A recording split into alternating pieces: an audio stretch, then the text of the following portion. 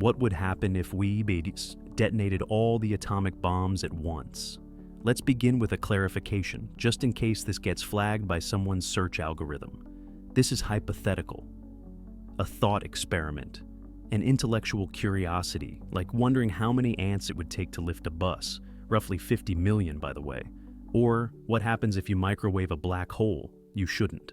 So, what if humanity decided, in a moment of collective absurdity, to take every single nuclear warhead on the planet and detonate them, all at once? First, the inventory. As of now, Earth is home to about 12,500 nuclear warheads.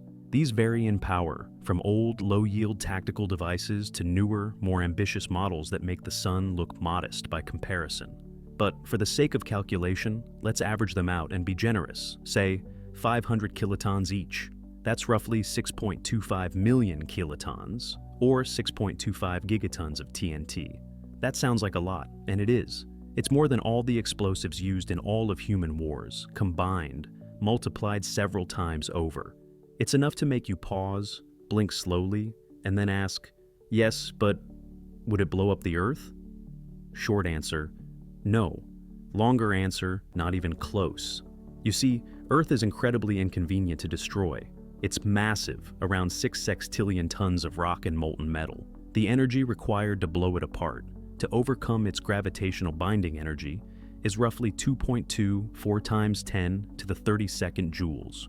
All our nuclear bombs together, they add up to 2.6 times 10 to the power of 18 joules. That's 14 zeros short. Or, put differently, our total arsenal is about 1 billion times too weak. It's like trying to split a mountain with a sneeze, or heat the ocean by throwing in a toaster. Dramatic? Sure. World ending? Not quite. Now, that's not to say nothing happens. If we detonate all 12,500 warheads in one place, let's say for efficiency in a giant pit somewhere remote and unlucky, things would get eventful. The fireball would be larger than Mount Everest. Temperatures at ground zero would reach tens of millions of degrees, hotter than the sun's core, which is not a phrase one uses lightly. The explosion would vaporize everything within several hundred kilometers instantly: ground, air, ideas, regrets. A crater would form, potentially tens of kilometers wide. Shockwaves would flatten forests, mountains, and any remaining hope for accurate climate data. The atmosphere wouldn't catch fire, sorry, Hollywood. But the dust and soot would be a problem. Actually, that's an understatement. The real danger isn't the explosion, it's the aftermath. The combined detonation would inject millions of tons of debris and radioactive particles into the stratosphere. Global temperatures could drop by 2 to 5 degrees Celsius. Crops would fail, rain patterns would distort. We'd get what scientists gently call a nuclear winter, and what everyone else would just call very bad. Sunlight would dim, sky color might shift. The ozone layer could take a serious hit, letting in more ultraviolet radiation, just in time for us to run out of sunscreen and infrastructure. Millions, possibly billions, would face starvation or displacement, depending on how well prepared we were. Spoiler, not very. And all this assumes the bombs are detonated together, not launched at cities.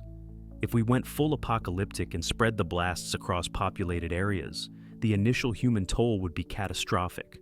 We're talking hundreds of millions in the first hours. But even then, Earth itself, still here, still stubborn, not even cracked. You see, humans are excellent at ending their own chapter, but surprisingly bad at destroying the book. There's something quietly humbling about that. We built weapons powerful enough to vaporize cities, yet we couldn't knock over a planet if we tried our absolute worst. It's like shouting at a mountain, cathartic, but mostly pointless. Of course, all this is theoretical, because the best use of nuclear weapons is no use at all. Mutually assured destruction, MAD, has functioned less as a military strategy and more as the world's most terrifying group project. No one wants to be the one to push the button because we've all read the syllabus. But still, it's a strange kind of reassurance.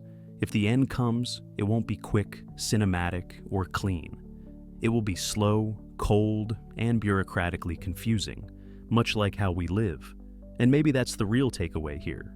The weapons we fear most aren't strong enough to end the world, but they're more than strong enough to ruin it for a very, very long time. So, if you're ever tempted to imagine the grand finale of humanity as a single, unified mushroom cloud, relax. The Earth won't even flinch. But you might want to invest in a good jacket. Nuclear winters are brutal,